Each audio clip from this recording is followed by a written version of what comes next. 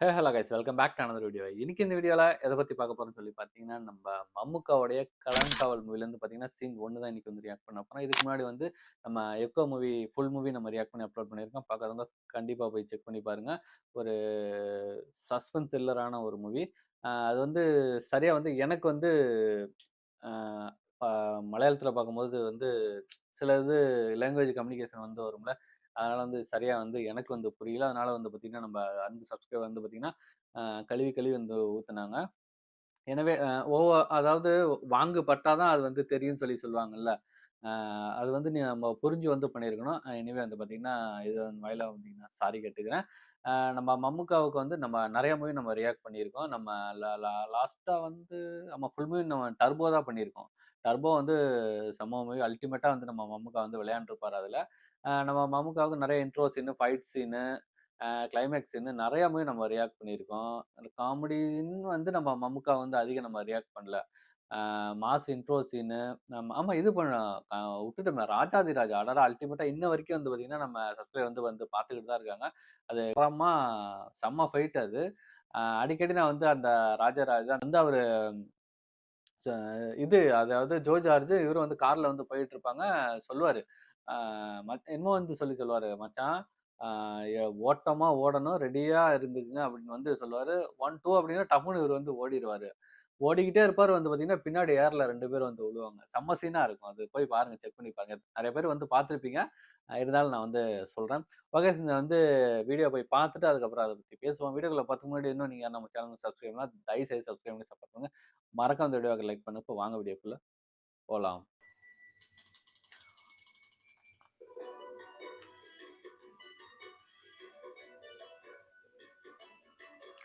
இந்த 1005 நாகர்கோவில். ஏய் மம்முங்கா.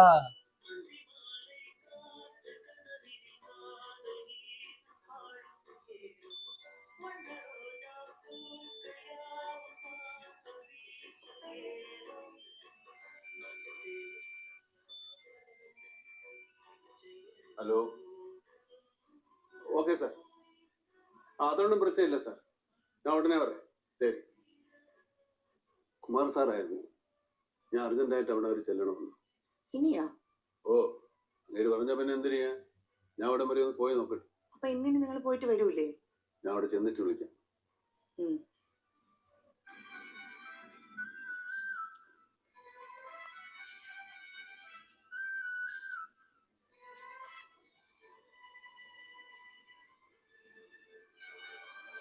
ஓய்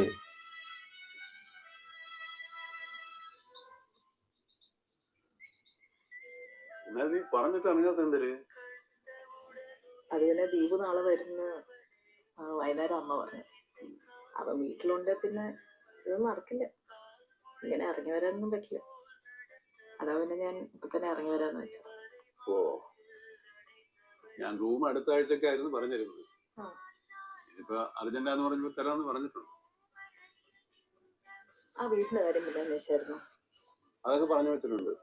അവിടെ ആളൊഴിയാൻ കുറച്ചുകൂടി സമയം വേണമെന്ന് അവർ പറഞ്ഞത്. അതുവരെ ലോഡ്ജിൽ അഡ്ജസ്റ്റ് ചെയ്യാൻ.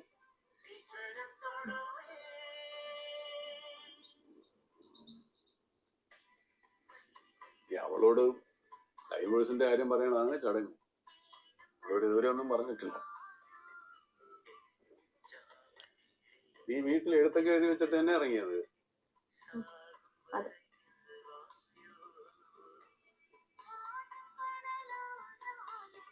நமக்கு அழகே அழகுதான்.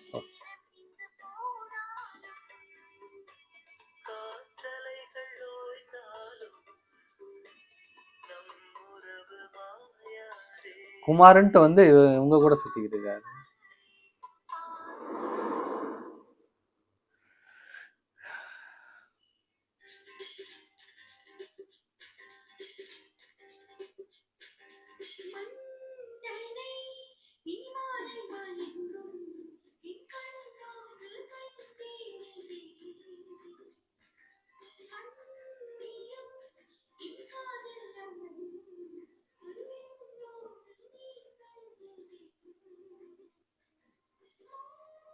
ബാബുവേട്ടൻ പോയിട്ട് പിന്നെ വേറെ കല്യാണത്തിനെ പറ്റി ആലോചിച്ചിട്ട് പോലുമില്ല. ചേട്ടനെ കണ്ടതിന് ശേഷമാണോ എൻ്റെ ഇതെല്ലാം മൊത്തത്തിൽ മാറി. ഇപ്പൊ എന്റെ കാര്യം അങ്ങനെ ഉണ്ടല്ലേ.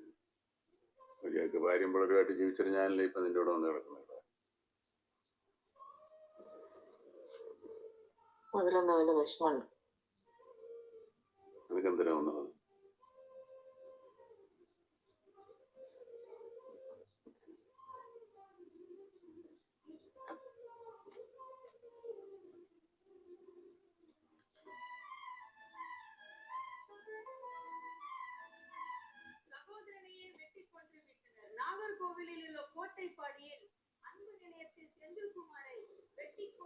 അല്ല എങ്ങനെയല്ലേ ഇങ്ങനെയൊക്കെ ചെയ്യാൻ പറ്റുന്നത്? എങ്ങനെയൊക്കെ? അല്ല സ്വന്തം ചേട്ടനെ കൊല്ലാന്നൊക്കെ പറഞ്ഞു. അതിന് ഇത്രയും സ്വത്ത് കിട്ടാൻ വേണ്ടിട്ടല്ലേ. എന്നും പറഞ്ഞ ഒരാളെ കൊല്ലാൻ പറ്റുമോ? അങ്ങനെയൊക്കെ ചെയ്യുന്ന ഇഷ്ടംപോലെ ആളുകളുണ്ടല്ലോ. ദിവസേന എത്രയോ ന്യൂസുകൾ വരുന്നു. അത് ശരിയാ, പക്ഷെ എനിക്കെന്തോ ഇതൊക്കെ കാണുമ്പോ എന്തോ പലത്. പക്ഷെ എല്ലാരും നമ്മളെ പോലെ അല്ലല്ലേ. ചിലക്കൊക്കെ ചില സമയത്ത് ചില കാര്യങ്ങൾക്ക് വേണ്ടി ചിലരൊക്കെ കൊല്ലേണ്ട ഒരു സിറ്റുവേഷൻ വന്നാൽ ചിലപ്പോ കൊന്നിരിക്കും. അയ്യോ അയ്യടാ ഈ പറയുന്ന ആളോ? ഞാനിതുപോലെ കുറെ തട്ടിട്ടുണ്ടല്ലേ. ചേട്ടാ പിന്നെ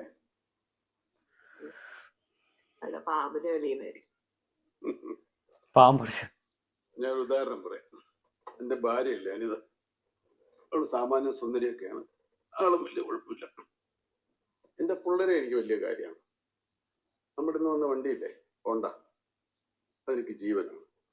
ആ കാറും അത്യാവശ്യം സ്ത്രീധനമൊക്കെ വാങ്ങിച്ചിട്ടാണ് ഞാൻ ഇവിടെ കല്യാണം കഴിച്ചത്.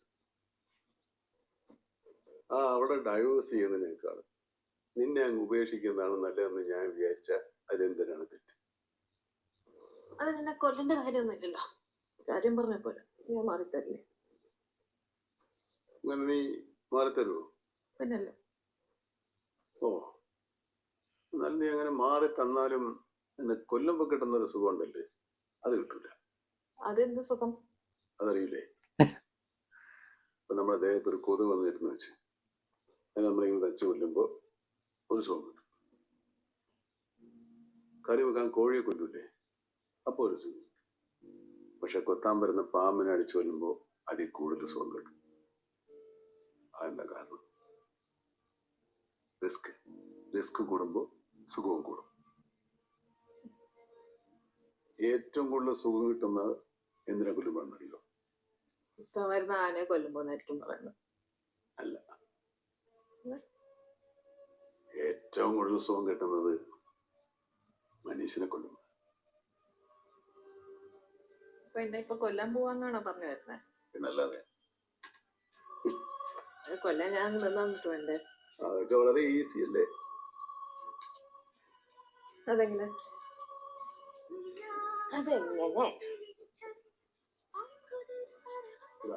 ഈ ഷോൾ ഇങ്ങനെ എടുത്തിട്ട് ഇങ്ങനെ പഴുതി ചുട്ടിട്ട്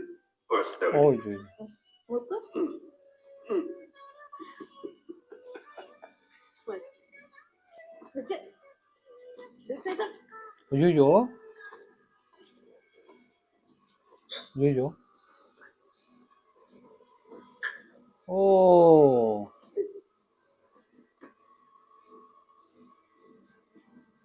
ஓ முடிஞ்சு. ஐயோ சும்மா தான் நானும் நினைச்சேன். ஐயோ ஐயோ மாசு கேரக்டர். ஓ ட்ரைலர்ல அதை காமிச்சாங்க.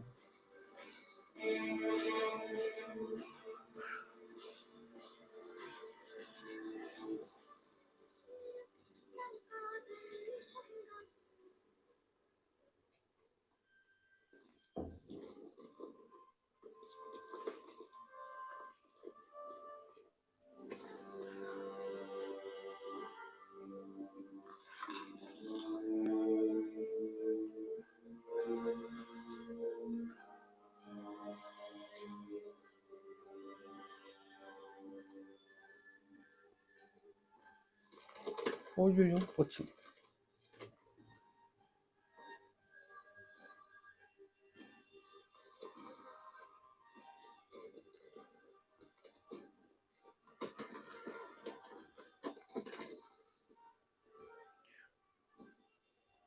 ஓ, கொன்னு சூட் கேஸ்லயே போட்டு வந்துட்டாரோ?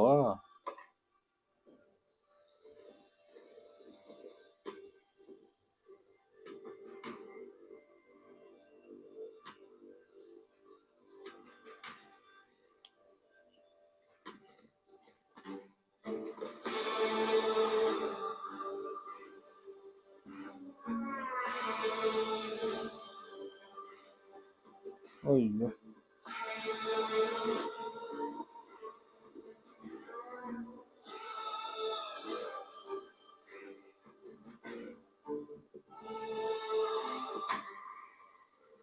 களம் காவல் என்ன அர்த்தம்னு சொல்லி தெரியல. களம் காவல்.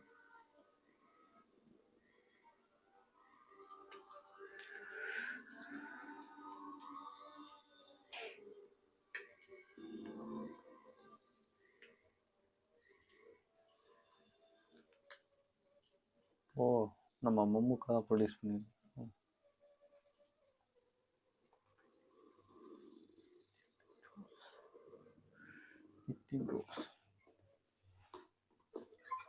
Good morning sir.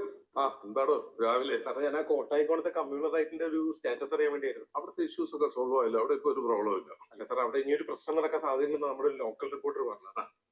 നിങ്ങൾ റിപ്പോർട്ടർമാർ അവിടെ പോയി റിപ്പോർട്ട് ചെയ്യുന്നതാണ് അവിടുത്തെ ഏറ്റവും വലിയ ഇഷ്യൂ. അത് നമ്മൾ അണ്ടർ കൺട്രോളിലാണ്.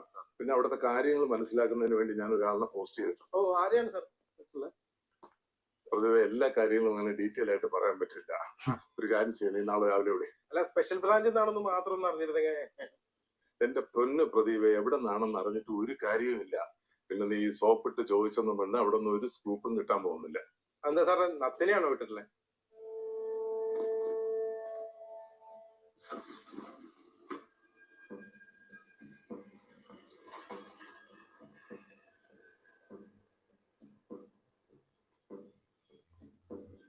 ആ, നത്ത് തന്നെയാ.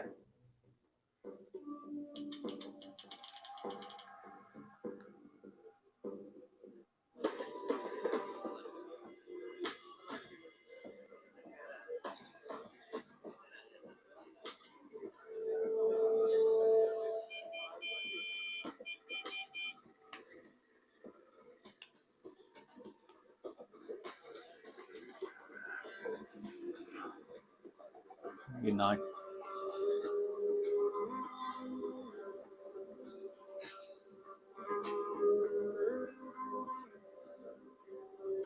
എന്താ പ്രശ്നം?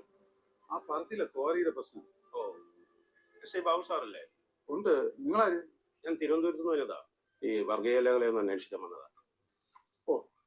ഒരു മിനിറ്റ്. ഇവര് വാളാ പട വേറെ ഒരുത്തനൂടെ വന്നിട്ടുണ്ട്. മാരെ കൊണ്ട് വലിയ ശല്യാലോടോ. അതെന്തായാലും വരാൻ പറ. സാർ.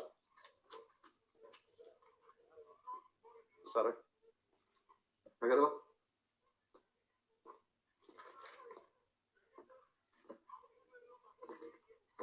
ഞാൻ ആ കമ്മ്യൂണൽ റയോട്ടിന്റെ കാര്യം ഒന്ന് അന്വേഷിക്കാൻ വന്നതാ. നിങ്ങൾ പത്രക്കാർ പറയുന്നത് പോലെ അത് അത്ര വലിയ പ്രശ്നമൊന്നുമല്ല. രണ്ട് ഭായിമാർ തമ്മിലുള്ള ഉടക്കായിരുന്നു.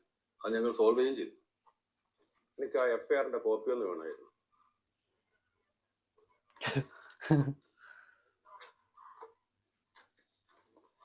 സാർ. ആ ബോബി. ആ തൊട്ടേ നേരത്തെ എത്തിയ? ആ നേരത്തെ പോന്നു. ആ സോറി സാർ. സാറായിരുന്നു ഈ നത്ത്? ആ, ചിലവരെങ്ങനെയും വിളിക്കും. പേര് ജയേഷന്. സ്പെഷ്യൽ ബ്രാഞ്ചാ. അറിയാം സാറേ. ഈ പൂവാറ് കേസോട്ടെ സാറിനെ പറ്റി അറിയാം. സാറ് വരുമെന്ന് തോമസ് സാർ പറഞ്ഞായിരുന്നു. ഓ, പക്ഷെ നേരത്തെ കണ്ടിട്ട് മനസ്സിലായില്ല. സാർ നാളെ വരുമെന്നാണ് പറഞ്ഞിരുന്നത്. അത് ഞാൻ കരുതി വല്ല മീഡിയക്കാരായിരിക്കും. Sorry sir. അതൊന്നും കുഴപ്പമില്ല. ഞാൻ വരുന്ന വഴി ഒന്ന് കയറിയെന്നുള്ളൂ. അപ്പോ ഞാൻ എന്തായാലും ബ്രീഫ് ചെയ്യാം സാർ. ആയിക്കോട്ടെ. സാർ, ഇതാണ് വിമൽ. ഇവൻ മിലിറ്ററിയില്ല. ഓ, ഒരു 6 മാസം മുന്നേ ഇവന്റെ പെങ്ങള് ഒരുത്തനായിട്ട് ഒളിച്ചോടി. അത് ഈ യൂസഫായിട്ട് ഒളിച്ചോടി പോയെന്നാണ് നാട്ടുകാർ പറഞ്ഞുകൊണ്ടിറങ്ങി. കാരണം ഈ യൂസഫ് പെൺവിഷയത്തിൽ കുറച്ച് കുഴപ്പക്കാരാണ് സാറേ. പക്ഷെ ഈ ഒളിച്ചോട സംഭവം അത് ആരും അടിച്ചിറക്കിയതാണ്. അങ്ങനെ ഒരു വിഷയം നടന്നിട്ടില്ല. അങ്ങനെ ഒന്നും നടന്നില്ല സാർ. ഞങ്ങൾ അന്വേഷിച്ചു. പക്ഷെ പെണ്ണ് മിസ്സിംഗ് ആണ്. ഇവൻ ഇപ്പോഴാണ് നാട്ടിൽ ലീവിന് വരുന്നത്. അന്നേരം അവന്റെ ഏരിയയിലെ പയ്യന്മാരെയും കൂട്ടി യൂസഫിന്റെ വീട്ടിൽ പാലമുണ്ടാക്കും. ആ സമയത്ത് യൂസഫ് വീട്ടിലില്ലായിരുന്നു. ഇത് ഈ സംഭവം പറഞ്ഞ യൂസഫ് അവന്റെ പയ്യന്മാരെയും കൂട്ടി നേരെ അവിടെ പോയി അലമ്പുണ്ടായി. അതാണ് സാർ ഈ കമ്മ്യൂണൽ ഇഷ്യൂസിന് ഉണ്ടാവാനുള്ള ഒരു കാരണം. ഞങ്ങൾ ഒരുവിധം പറഞ്ഞ് കോംപ്രമൈസ് ആക്കിക്കൊണ്ടിരിക്കുക. ഇല്ല സാറേ, വീട്ടിൽ ആണുങ്ങളുടെ സമയത്താണ് അമ്മ വീട്ടിൽ കയറി അലമ്പേ. അതാണ് സാറേ ഞങ്ങളും തിരിച്ചു കയറി. സാറേ അവന്മാർ ഇത്രയൊക്കെ ചെയ്തിട്ട് എങ്ങനെയാണ് സാറേ ഞാൻ സമാധാനം തിരിച്ചു പോണത്? നീയൊക്കെ അവിടെ പോയി പ്രശ്നം ഉണ്ടാക്കിയിട്ടില്ലേ അമ്മ ചോദിക്കാൻ വന്നത്? സാറേ അത് പിന്നെ എന്റെ സഹോദരിയാണ് കൊണ്ടുപോയത്.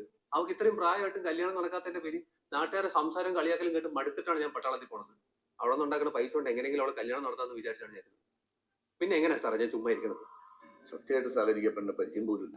അതവൻ ചുമ്മാ പറയുന്നതാണ് സാറേ. അത് തനിക്ക് അങ്ങനെ അറിയാം? അവന്റെ പെണ്ണുങ്ങളായിട്ടുള്ള ഹിസ്റ്ററിയൊക്കെ ഇവിടെ എല്ലാവർക്കും അറിയാവുന്നതാണ്. പിന്നെ കോവിലെ പൂജാരി അവർ ഒരുമിച്ച് കണ്ടിട്ടുണ്ട്. അതുമല്ല അവളെ എഴുത്തിൽ മുസ്ലിം പയ്യനായതുകൊണ്ടാണ് ഇറങ്ങിപ്പോണെന്ന് പ്രത്യേകം എഴുതിയിട്ടുണ്ടായിരുന്നു. ശരിക്കും നിങ്ങൾ കണ്ടതാണോ? ഓ ഞാൻ കണ്ടതാണ് സാർ. ഏത് സമയത്താ രണ്ടുപേരും കൂടി ഒരുമിച്ച് കണ്ടത്? അതൊരു ദിവസം വൈകുന്നേരം ഒരു 6 മണിയാവും. അന്നാവട്ടി വെച്ച്. ഇവനെ തന്നെയാണോ ശരിക്കും കണ്ടത്? അല്ല സാറേ, സൈഡിൽ നിന്നാണ് കണ്ടത്. അപ്പൊ ഏകദേശം യവനെ പോലെ തന്നെ ഇരിക്കും.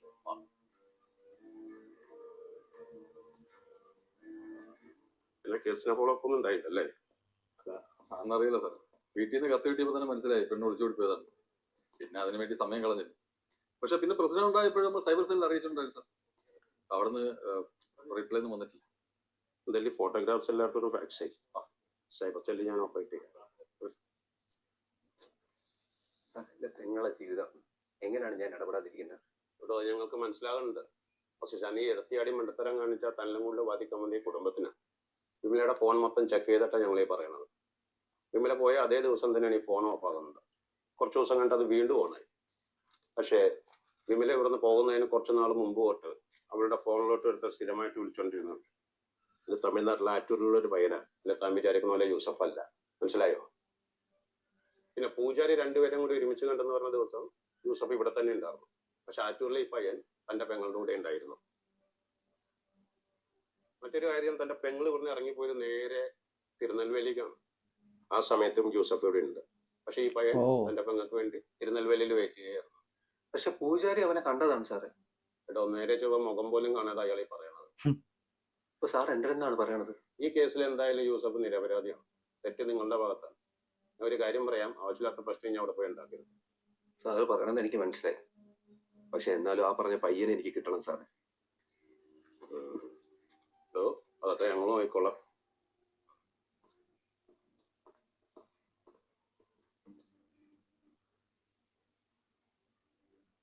Super, super, super. ரொம்பவே வந்து பார்த்தீங்கன்னா இன்ட்ரெஸ்டிங்கா இருந்துச்சு. ஃபர்ஸ்ட் எடுத்தோனே நம்ம மம்முக்காவோட மூவில அவரோட இன்டர்வியூ வந்து பார்த்தீங்கன்னா, ஒரு எப்படி சொல்றோம், அனல் பறக்கும். இதுல வந்து ஒரு அசால்ட்டா வந்து காமிச்சுட்டாங்க. மம்முக்கா வந்து ஃபேமிலியோட வந்து டிவி வந்து பார்த்துட்டு இருக்காங்க. ஒரு சீரியலா ஏதோ ஒண்ணு வந்து பார்த்துட்டு இருக்காங்க. அப்போ ஃபோன் வருது. அந்த 2005ல வந்து நடக்கிற மாரி தான் வந்து காமிச்சிருக்காங்க. அதுக்கு தகுந்த மாரி வந்து அந்த கீபேட் 1100 வந்து யூஸ் பண்ணிட்டு இருக்காரு. என்னோட ஃபேவரட் மொபைல் அது. ஆம், யாரோ கால் வருதுன்னு சொல்லிட்டு ஒய்ஃப்ட்ட வந்து சொல்றாரு. குமார் வந்து கால் பண்ணிட்டாங்க. நான் வந்து போறேன். அர்ஜென்ட்டா போகணும். நான் உனக்கு வந்து போயிட்டு வந்து கால் பண்றேன் அப்படின்னு வந்து சொல்லுவாரு. பார்த்தா வந்து கார்ல ஒரு பொண்ணோட வந்து டிராவல் பண்ணிட்டு இருப்பாரு. என்னான்னு சொல்லி தெரியல. வீட்ல வந்து பொய் சொல்லிட்டு வந்திருக்காரு. என்ன காரணம்னு சொல்லிட்டு தெரியல. அதுக்கப்புறம் அவங்க வந்து லாட்ஜ் எடுத்து தங்கியிருப்பாங்க. அவங்க வந்து கேட்குறாங்க. ஒரு கொலைய பத்தி ஏதோ பேசிட்டு இருப்பாங்க. கொலை பண்றதுல அவங்களுக்கு என்ன சந்தோஷம் கிடைக்க போகுது? மம்முக்கா வந்து அதுக்கு வந்து பார்த்தீங்கன்னா, அழகா வந்து எக்ஸ்பிளைன் வந்து பண்றாரு. ஒரு கொசு வந்து இப்போ உடனே வந்து கடிக்குது. கொசு அடிச்சா வந்து சுகமா இருக்கு அப்படிங்கிற மாரி வந்து சொல்றாரு.